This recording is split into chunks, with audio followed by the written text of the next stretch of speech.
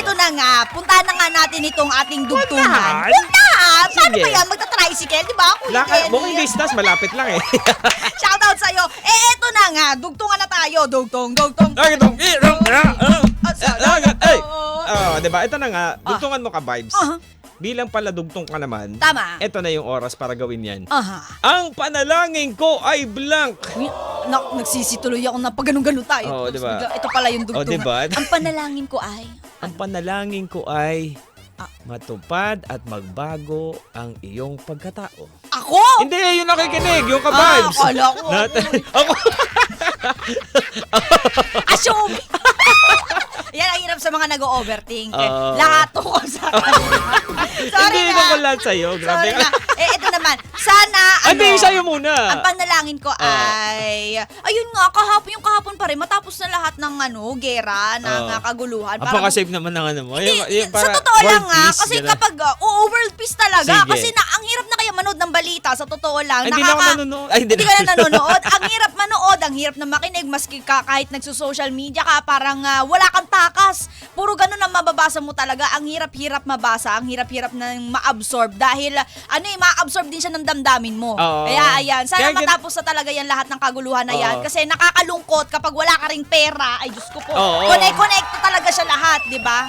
Oh, yan kasi yung yun yung ugat eh. Kaya, ayun, di ba? Oo, Marami sa atin, naghihirap na naman, di ba? pero syempre, pasasampan. Lahat nga, sabi nga, di ba? Oo. Lahat ng mga hindi magandang nangyayari ay may katapusan naman yung ganun. Totoo. Kung At magiging ang okay din ang lahat. Di ba? ay may katapusan. Ay, parang iba pala yun. Lang, Oo. ano mo Oo, na. yung bata makitawid na. Eto na nga. Si Kuya Ian. Ay, mama. Ian nag-usara. Parang magumura ka na dun ah.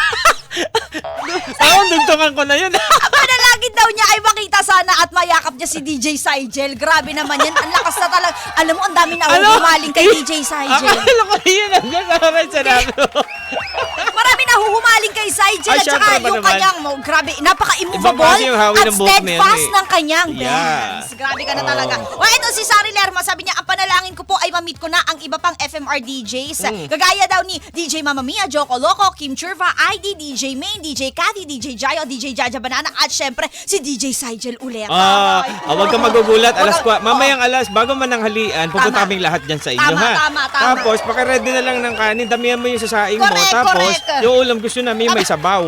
Tapos, Ito, si Pambansang Opa Bunagan. Sabi niya, ang panalangin ko sa darating na Semana Santa ay bumaba na ang presyo ng langis. Ang panalangin po nating lahat yan talaga. Si Dennis Fernandez, ang panalangin din niya, sana matapos ang sigalot. O diba, it's not just me, it's everyone. yeah. And ito yung panalangin ni Arlene. Correct. Nakita niyo, sabi niya, ang panalangin niya ay makita niya at mayakap si Kuya Totoy. Ay, Yan ang tara. panalangin ko doon po. Tapos pupunasan niya ng puting panyo. Alam mo, napakawalang yamo. Kaya siguro di tinutugon yung mga panalangin natin. Sagot niya ano kasi Arlene nakita. Check mo.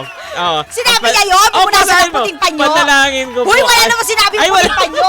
Ay, sabi niya na panalangin ko mayakap si Kuya Totoy. Walang yakin yung phone. O, eto na nga. Si Ano? William Bortel, ang panalangin din daw niya ay world peace. Si Ate World Maya peace, de Guzman agad na yan. naman, good health for everyone. Ay, sana talaga, para mawala na tong ano ko. Ano? Hilab ng tiyan, be.